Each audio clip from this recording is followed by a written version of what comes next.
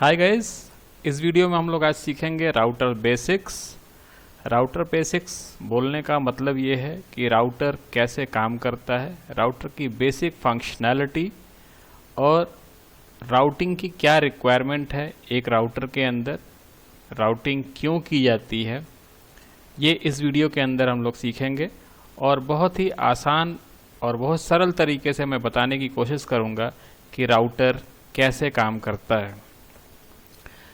तो सबसे पहले ये राउटर का एक फिजिकल व्यू है। फिजिकल व्यू ये राउटर का रियर व्यू है, जो पीछे का व्यू है राउटर का वो दिखाई दे रहा है, जिसके अंदर कुछ यहाँ पे आपको इंटरफेसेस दिखाई दे रहे हैं। इसमें ये दो इंटरफेसेस जो कंसोल और ऑक्सिलरी कंसोल, इसके अंदर एक एडिशनल कंसोल पोर्ट होता है जिसको ऑक्सिलरी कंसोल बोलते हैं। ऑक्सिलरी कंसोल मीन्स अगर इस राउटर को किसी डिस्टेंस एंड से कॉन्फ़िगर करना हो तो ऑक्सिलरी कंसोल पोर्ट को यूज़ किया जाता है। इसके अलावा कुछ ईथरनेट पोर्ट यहाँ पे दिखाई दे रहे हैं, गीगाबिट ईथरनेट 0/0 और 0/1, ये दो ईथरनेट पोर्ट हैं। ये डीसी सप्लाई और एसी सप्लाई दोनों से चलने वाला राउटर है। कोई राउटर ये सिस्को 1921 है जो डीसी और एसी दोनों से चलता है। कुछ राउटर्स होंगे जो सिर्फ एसी सप्लाई से चलते हैं, कुछ राउटर्स होते हैं जो सिर्फ डीसी सप्लाई से चलते हैं, और कुछ राउटर्स होते हैं जो एसी और डीसी दोनों से चलते हैं। तो बेसिकली ये स्विच और ये एक राउटर, दोनों में फ़र्क क्या है? राउटर के अंदर जो इंटरफेसेस होते हैं वो बहुत कम होते हैं और मल्टीपल टाइप्स के इंटरफेसेस होते हैं। जैसे यहाँ पे कुछ ईथरनेट पोर्ट्स दिखाई दे रहे हैं या ईथरनेट पोर्ट्स दिखाई दे रहे हैं। इसके अलावा ये जो स्लॉट यहाँ पे ये दिखाई दे रहा है, यहाँ पे आप सीरियल पोर्ट या E1 पोर्ट या T1 पोर्ट लगा सकते हैं। लेकिन स्विच में सभी पोर्ट एक ही जैसे होते हैं, सभी ईथरनेट पोर्ट ही होते हैं। तो चलिए देखते हैं कि राउटर काम कैसे करता है और राउटर के अंदर राउटिंग क्या होता है, फॉरवर्डिंग क्या होता है। ये यहाँ पे हम लोग बहुत आसान और सरल तरीके से समझने की कोशिश करेंगे और मैं कोशिश करूँगा कि आपको ये कॉन्सेप्ट बिल्कुल क्लियर हो जाए।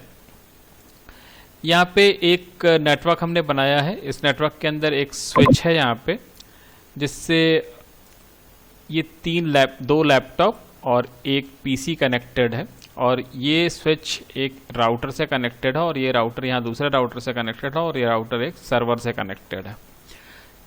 इस नेटवर्क के अंदर हम लोग एक एग्जांपल लेके चलते हैं कि ये जो मशीन है 10.10.10.1 ये एक्सेस करना चाहती है इस सर्वर को 30.30.30.1 को।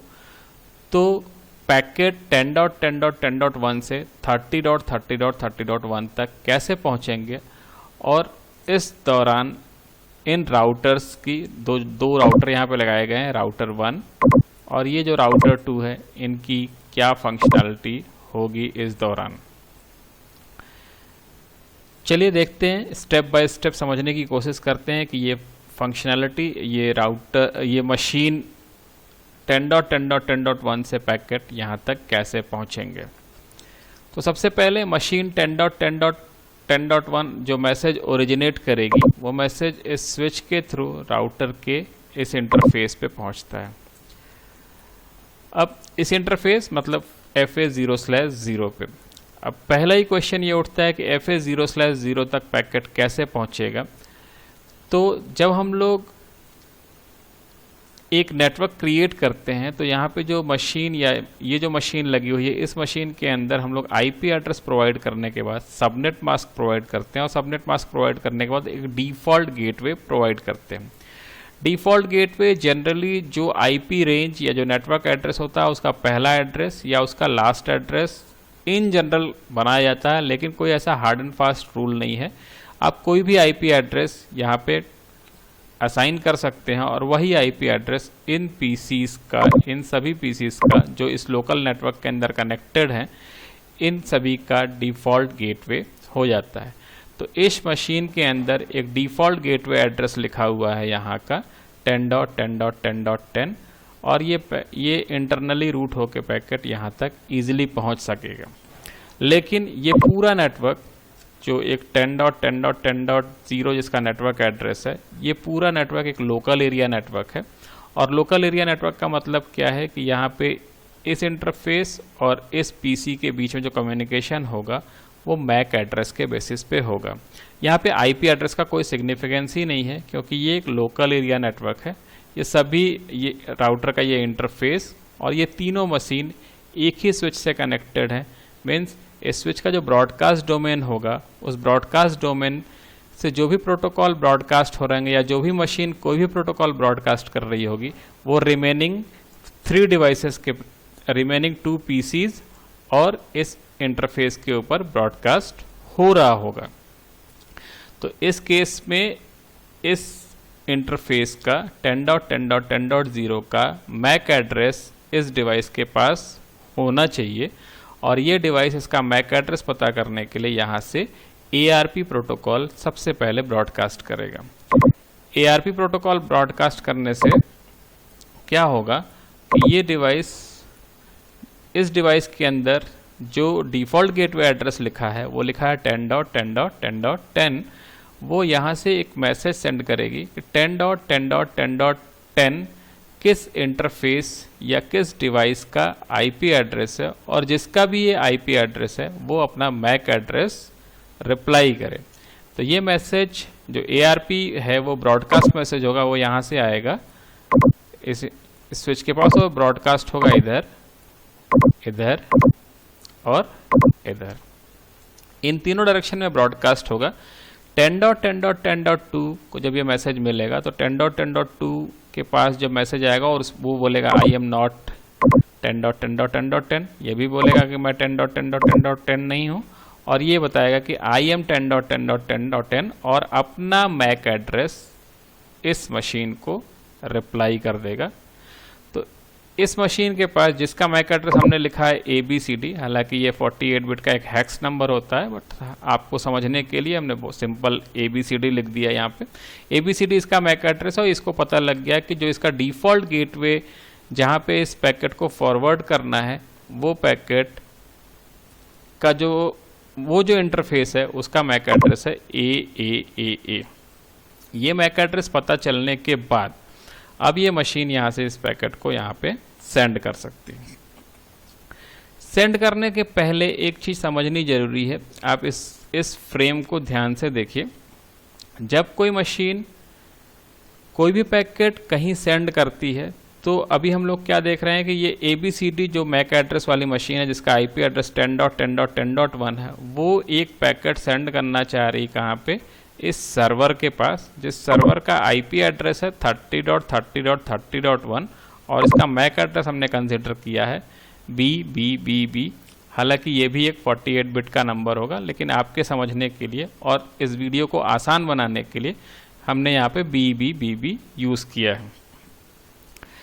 अब यहाँ से जो इन्फॉर्मेशन है वो इस सर्वर तक पहुँचनी है। इस सर्वर तक पहुँचने के लिए क्या क्या चीज़ें होंगी? सबसे पहले ये मशीन जब मैसेज को सेंड करना चाहती है तो एक सिंक मैसेज, सबसे पहले एक सिंक मैसेज लगाती है। सिंक मैसेज के बाद एक पोर्ट एड्रेस जनरेट किया जाता है। अब ये पोर्ट एड्रेस डिपेंड करता है कि कौन से एप्लीकेशन में काम हो रहा है। तो ये मशीन एक रैंडम पोर्ट नंबर जनरेट करती है, जिसको हमने ऐसे एक रैंडम पोर्ट नंबर ले लिया 25113। ये 16 बिट का एक नंबर होता है। पोर्ट एड्रेस या एड्रेसेस जानने के लिए मेरी वीडियोस, आप प्रीवियस वीडियोस को देख सकते हैं, जहाँ पे पोर्ट एड्रेस और मैक एड्रेस और IP एड्रेसेस की डिटेल हमने बताई है। तो एक पोर्ट एड्रेस 25113 जो इस सोर्स मशीन का मैक एड्रेस है, और 80 हमने ये कंसिडर किया है कि ये सर्वर जो है HTTP सर्वर है, एक वेब सर्वर है। वेब सर्वर के लिए जो पोर्ट एड्रेस होगा वो 80 होगा। तो यहाँ पे इस मशीन ने एक random port address as a source port address और डेस्टिनेशन पोर्ट एड्रेस 80 जनरेट किया। इसके बाद लेयर 3 हेडर्स लगे हुए हैं। लेयर 3 हेडर्स का मतलब क्या? IP हेडर्स लगे हुए हैं। IP हेडर्स में सोर्स मशीन का IP एड्रेस 10.10.10.1 और डेस्टिनेशन मशीन का IP एड्रेस 30.30.30.1 है। ये चीज़ें यहाँ पे ये मशीन पैकेट को सेंड करने से पहले लगा देगी। अब ये मैसेजेस अगर यहाँ से लग गए तो इस इंटरफेस का मैक एड्रेस कहाँ पे आएगा? इसका जो मैक एड्रेस आएगा वो लेयर 2 हेडर लगेगा इसके बाद, और उस लेयर 2 हेडर में सोर्स मैक एड्रेस यहाँ पे लिखा हुआ है ABCD, और डेस्टिनेशन मैक एड्रेस कहाँ का लिखा रहेगा, डेस्टिनेशन मैक एड्रेस ए यहाँ का लिखा हुआ है। अब यहाँ पे थोड़ा कन्फ्यूज़न हो सकता है कि मैक एड्रेस यहाँ का क्यों लिखा है, मैक एड्रेस तो बी लिखा होना चाहिए, बिल्कुल नहीं, लिखा हुआ ए ही होगा। और ये क्यों होगा, जैसे ही ये जो फ्रेम दिखाई दे रहा है, ये जो सीक्वेंस दिखाई दे रहा है यहाँ पे, इसमें मशीन 10.10.10.1 सोर्स मशीन है और डेस्टिनेशन एड्रेस लिखा हुआ 30.30.30.1। जैसे ही ये मैसेज यहाँ पे रेडी होगा, इस मशीन को पता लग जाएगा कि सोर्स एड्रेस और डेस्टिनेशन एड्रेस दो अलग अलग नेटवर्क एड्रेसेस में हैं। यहाँ पे सोर्स एड्रेस जो मैक एड्रेस जो सोर्स एड्रेस है उसका जो नेटवर्क एड्रेस है वो 10.10.10.0 है और जो डेस्टिनेशन एड्रेस है वो 30.30.30.0 है। तो इस मशीन को ये पता लग गया कि जो डेस्टिनेशन है वो मेरे से डायरेक्टली कनेक्टेड नहीं है, मीन्स इसको किसी इंटरफेस के थ्रू फॉरवर्ड करना है। तो वो कौन सा इंटरफेस होगा वो पता लगेगा इसके डिफ़ॉल्ट गेटवे एड्रेस से, जो पहले से यहाँ पे उसने एक डिफ़ॉल्ट गेटवे एड्रेस लगा रखा है। तो इस तरीके से ये यहाँ से जो पैकेट जनरेट होगा वो इस राउटर के F0/0 इंटरफेस पे पहुँच जाएगा। जैसे ही ये पैकेट यहाँ पे रिसीव होता है, अब इस राउटर का क्या क्या फंक्शन होगा वो यहाँ पे स्टार्ट होता है पैकेट को फॉरवर्ड करने के लिए या पैकेट को रूट करने के लिए। यहाँ पे दो टर्म यूज़ हो रहे हैं, पैकेट को फॉरवर्ड करना और पैकेट को रूट करना। तो सबसे पहले फॉरवर्डिंग और रूटिंग में फ़र्क समझना होगा कि फॉरवर्डिंग क्या है और रूटिंग क्या है। जब इस राउटर के 0/0 के ऊपर यहाँ से कोई पैकेट पहुँचेगा तो ये राउटर के पास पैकेट को फॉरवर्ड करने के लिए क्या करना होगा, ये राउटर चेक करेगा कि इसके ऊपर डेस्टिनेशन एड्रेस क्या लिखा हुआ है। जो अभी हम लोग देख रहे थे कि डेस्टिनेशन एड्रेस क्या लिखा हुआ है। डेस्टिनेशन एड्रेस इस पर लिखा हुआ है 30.30.30.1। ये एड्रेस 30.30.30.1 की जगह पे 20.20.20.1 भी हो सकता है, 40 भी हो सकता है एंड 50 कोई भी एड्रेस यहाँ पर डेस्टिनेशन एड्रेस हो सकता है। तो अगर ये एड्रेस 20 है या 40 है या 50 है तो जो इनपुट यहाँ पे इस इंटरफेस पे आ रहा है उसको, अगर ये 50 है तो सिंपली ये इसके ऊपर इसको फॉरवर्ड कर देगा। इसके ऊपर फॉरवर्ड करने का मतलब क्या है कि उस पैकेट को इस आउटगोइंग इंटरफेस के ऊपर उसको डाल देगा और एक इंटरफेस से दूसरे इंटरफेस पे पैकेट को डालना ही फॉरवर्डिंग कहलाता है। इसके अलावा जो दूसरा टर्म है राउटिंग, राउटिंग मीन्स इस राउटर से अगर डेस्टिनेशन एड्रेस 30.30.30.1 लिखा हुआ है और इस राउटर से 30.30.30.1 इस तरीके से भी कनेक्टेड हो, एक तो via this router to this router and यहाँ से इस तरीके से कनेक्टेड है और एक यहाँ से अगर डायरेक्ट लिंक भी है इस सर्वर को कनेक्ट करने के लिए, मीन्स इस राउटर के पास डेस्टिनेशन जो 30.30.30.1 इस केस में है तक पहुँचने के लिए दो रूट अवेलेबल हैं। तो ये राउटर इन दोनों रूट में से कौन से रूट को बेस्ट रूट सेलेक्ट करता है वो डिपेंड करता है कि इस राउटर के पास किस तरह की राउटिंग बताई गई है और उस राउटिंग के बेसिस पे उस राउटिंग के बेसिस पे वो डिसाइड करेगा कि ये रूट पे उस पैकेट को फॉरवर्ड करना है या इस रूट पे फॉरवर्ड करना है। तो दोनों रूट में से जो रूट सेलेक्ट किया जाएगा उस रूट के ऊपर पैकेट को फॉरवर्ड कर दिया जाएगा। तो राउटिंग क्या है, routing is nothing but the route selection. जितने भी डेस्टिनेशन सोर्स राउटर से डेस्टिनेशन तक पहुंचने के जितने भी रूट या पाथ अवेलेबल हैं उनमें से ऑप्टिमम या बेस्ट पाथ सिलेक्शन करने का प्रोसेस राउटिंग कहलाता है। और वंस बेस्ट पाथ सेलेक्ट हो गया देन राउटर उसके ऊपर पैकेट को पुट करके सेंड करता है। तो पैकेट को एक इंटरफेस से दूसरे इंटरफेस के ऊपर पुट करना या रखना कहलाता है फॉरवर्डिंग। तो ये राउटिंग और फॉरवर्डिंग का कॉन्सेप्ट है। अब फिर से हम लोग देखते हैं कि ये जब यहाँ पर इस इंटरफेस के ऊपर पैकेट रिसीव हुआ, देन ये राउटर क्या करेगा। ये राउटर सबसे पहले ये जो फ्रेम रिसीव हो रहा है जिसके ऊपर एक मैक एड्रेस लिखा हुआ था, उसके हिसाब से इसने ये पैकेट को रिसीव किया।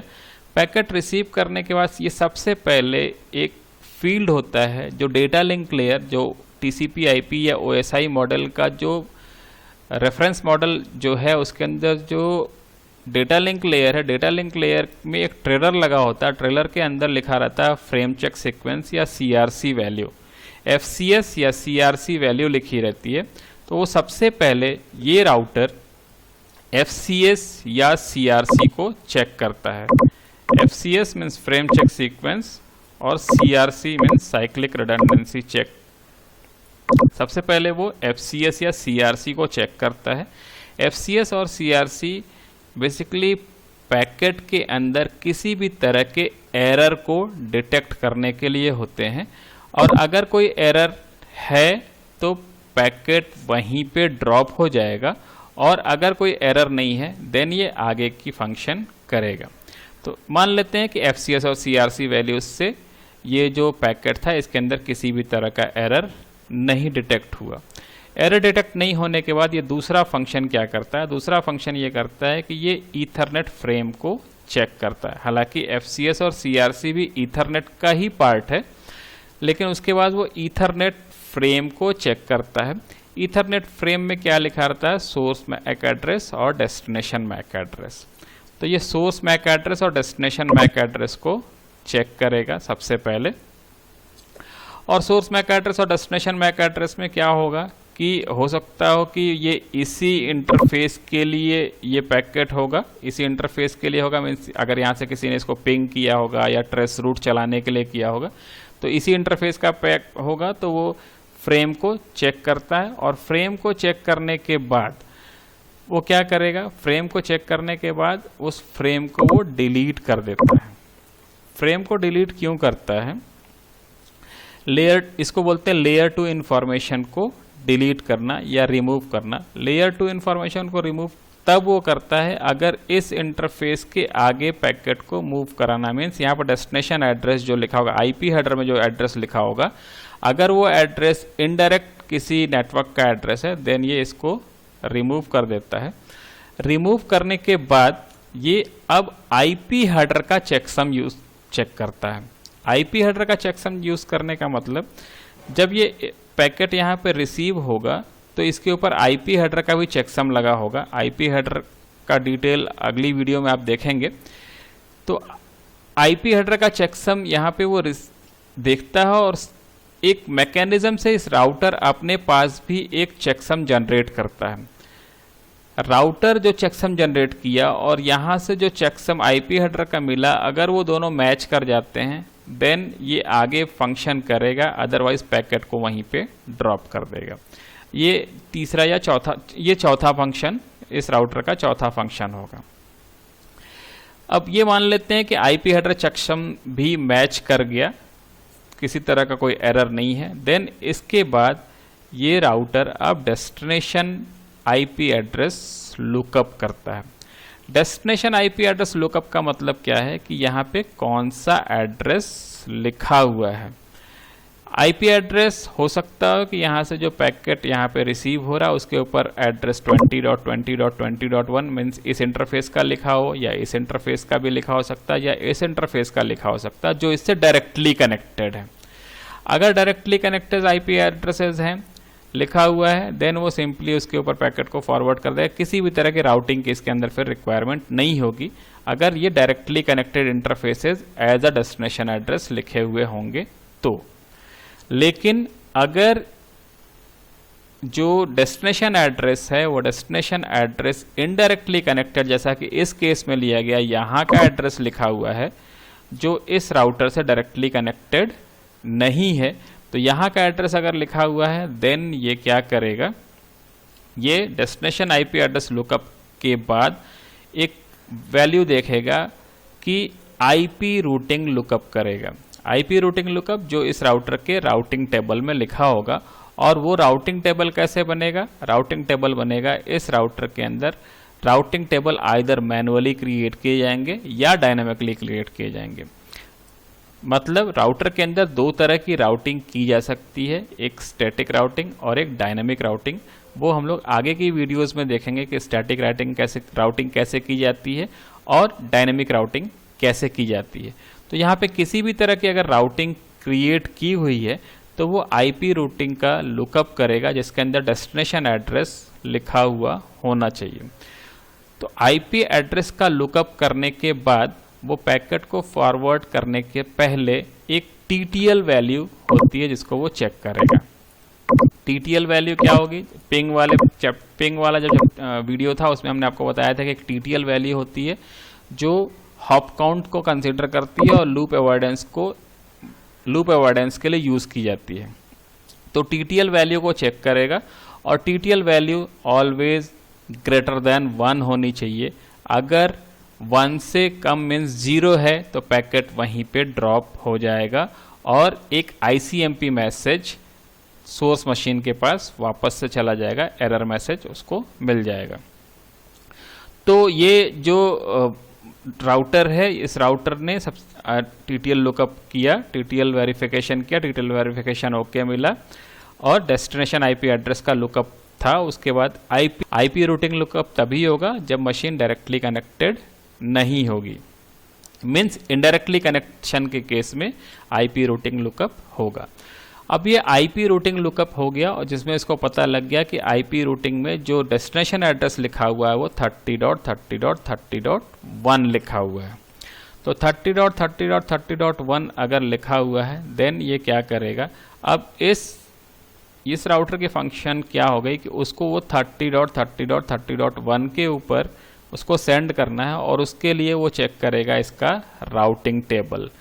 उसके राउटिंग टेबल के अंदर इंफॉर्मेशन लिखी होगी कि 30.30.30 नेटवर्क जो है इस राउटर के कौन से इंटरफेस से एग्जिट होगा, क्योंकि इस राउटर के पास यहाँ पे एक इस इंटरफेस से पैकेट इन हुआ है, इसके अलावा एक इंटरफेस इस डायरेक्शन में जा रहा है, एक इस डायरेक्शन में जा रहा है और एक इस डायरेक्शन में जा रहा है। इस डायरेक्शन में 20 का नेटवर्क है, इधर 40 का नेटवर्क है, इधर 50 का नेटवर्क है।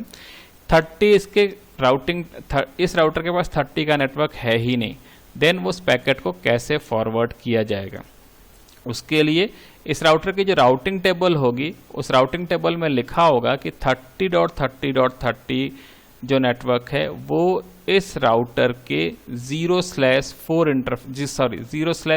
इंटरफेस से कनेक्टेड है। 0/3 इंटरफेस से 30.30 नेटवर्क को किया जा सकता है, रीचेबल हो सकता है। देन ये जो इस इंटरफेस के ऊपर पैकेट था उसको फॉरवर्ड कर दिया जाएगा इस 0/3 इंटरफेस पे। अब 0/3 इंटरफेस पे इसको फॉरवर्ड तो कर दिया जाएगा, लेकिन अब जो डेस्टिनेशन एड्रेस होगा वो मैक एड्रेस के थ्रू डिलीवरी होगी, क्योंकि ये राउटर का ये इंटरफेस और ये इंटरफेस दोनों इंटरफेस डायरेक्टली कनेक्टेड है, मीन्स यहाँ पे मैक एड्रेस से डिलीवरी होगी। और MAC address means layer 2 header जो पहले ही यहाँ पे डिलीट हो चुका है। तो अब ये राउटर क्या करेगा, एक नया लेयर 2 हेडर कंस्ट्रक्ट करेगा। नया लेयर 2 हेडर कंस्ट्रक्ट करने के लिए ये राउटर क्या करेगा, जो आईपी एड्रेस डेस्टिनेशन में लिखा हुआ है वो कौन से आउटपुट इंटरफेस से कनेक्टेड है, राउटर के कौन से इंटरफेस से वो एग्जिट हो रहा है, उस इंटरफेस से का जो नेक्स्ट हॉप एड्रेस होगा वहाँ पे फिर से ARP प्रोटोकॉल रन करेगा और नेक्स्ट हॉप का मैक एड्रेस रिकवर कर लेगा। इस केस में 0/3 इंटरफेस से एक मैक एड्रेस 0/3 इंटरफेस से एक ARP प्रोटोकॉल ब्रॉडकास्ट होगा जो इस इंटरफेस का IP एड्रेस रिकवर कर लेगा और वो लेयर 2 हेडर अगेन यहाँ पे ऐड हो जाएगा, जहाँ पे सोर्स मैक एड्रेस इस इंटरफेस का लिखा होगा और डेस्टिनेशन मैक एड्रेस इस इंटरफेस का लिखा होगा और पैकेट यहाँ से यहाँ मूव कर जाएगा। अब इस राउटर के पास पैकेट जो आएगा उसके ऊपर अगेन ये राउटर वही सारे फंक्शंस करेगा जो ये राउटर अभी यूज कर रहा था। वही फ्रेम चेक सीक्वेंस चेक करेगा, ईथरनेट का फ्रेम चेक करेगा, लेयर 2 हेडर को रिमूव करेगा, फिर आईपी हेडर चेकसम करेगा, फिर डेस्टिनेशन आईपी एड्रेस का लुकअप करेगा। डेस्टिनेशन आईपी एड्रेस लुकअप होने के बाद आईपी रूटिंग लुकअप करेगा, और आईपी रूटिंग लुकअप करने के बाद फिर से वही टीटीएल वैल्यूज़ को चेक करेगा। टीटीएल वैल्यू चेक होने के बाद अगर टीटीएल वैल्यू 1 से कम है तो पैकेट ड्रॉप हो जाएगा, और 1 से ज़्यादा है तो उसको डिक्रीज़ करेगा, 1 से डिक्रीज़ कर देगा, और डिक्रीज़ करने के बाद उसको इसके आउटगोइंग इंटरफेस पे डाल देगा। इस केस में आउटगोइंग इंटरफेस एक ही है और वही 30.30 नेटवर्क के लिए भी है, तो ये सिंपली इसको इसके ऊपर फॉरवर्ड करके सेंड कर देगा, और इस तरीके से पैकेट यहाँ पे रिसीव हो जाएगा। अब यहाँ से एक एक्नॉलेजमेंट मैसेज जाएगा इस मशीन के पास। एक्नॉलेजमेंट जानने के लिए भी अब ये मशीन जो एक्नॉलेजमेंट भेजेगी किसको भेजेगी, वो 10.10.10.1 को भेजेगी। अब इस राउटर के पास 10.10.10.1 तो नहीं है, 10.10.10.1 तो यहाँ पे है जो इस राउटर से कनेक्टेड है। तो अगेन ये अपना राउटिंग टेबल सारे प्रोसेस करने के बाद ये अपना राउटिंग टेबल चेक करेगा और देखेगा कि 10.10.10.1 कौन से इंटरफेस से रीचेबल है, उस पर डेस्टिनेशन एड्रेस के साथ आउटगोइंग इंटरफेस लिखा हुआ होगा, तो डेस्टिनेशन आईपी को उस आउटगोइंग इंटरफेस के ऊपर फॉरवर्ड करके फिर जो प्रोसेस इनकमिंग के टाइम में हुआ था वो सारे प्रोसेस दोनों राउटर के पास होते हुए यहाँ पर एक एक्नॉलेजमेंट पहुँच जाएगा। ये राउटिंग का बिल्कुल बेसिक्स था, और इसके आगे की भी बहुत तरह की राउटिंग है। ये जो राउटिंग हमने बताया ये इस राउटिंग को प्रोसेस स्विचिंग बोलते हैं। प्रोसेस स्विचिंग के अलावा एक और स्विचिंग होती है जिसको फास्ट स्विचिंग बोलते हैं। फास्ट स्विचिंग के अलावा एक और स्विचिंग होती है जिसको सिस्को एक्सप्रेस फॉरवर्डिंग बोलते हैं, वो हम लोग आगे की वीडियोज़ में देखेंगे। तो होपफुली ये वीडियो आपको पसंद आया होगा और आपका नॉलेज इस वीडियो को देखने के बाद बढ़ेगा। वीडियो को लाइक करने के साथ साथ चैनल को सब्सक्राइब करिए। वीडियो को अंत तक देखने के लिए थैंक यू।